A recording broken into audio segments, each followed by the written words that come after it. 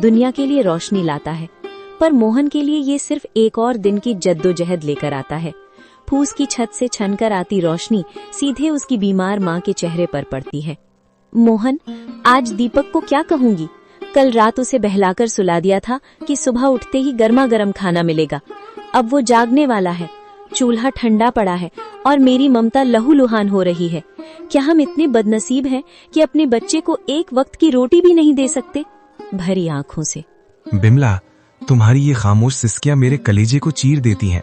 मैं किसान हूँ, धरती का सीना चीरकर अनाज पैदा करना मेरा काम है, पर आज किस्मत ने मेरा ही सीना चाक कर दिया है। जमींदार के चक्कर काट काट कर पैर के जूते घिस गए, पर वो उधार देने को तैयार नहीं। पर हार नहीं मानूंगा, आज फिर जाऊंगा।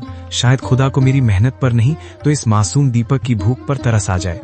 सरस्वती देवी अंदर से खांसते हुए, बेटा मोहन, पास आ।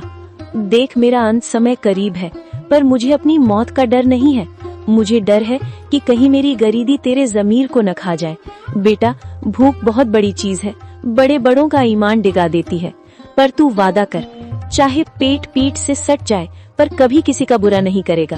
भगवान की लाठी बेआवाज होती है, पर चोट गहरी करती है। माँ, आपके संस्कार ही मेरी पूंजी है। मैं खाली हाथ लौट सकता हूँ, पर कलंकित हाथ लेकर इस घर में कदम नहीं रखूंगा।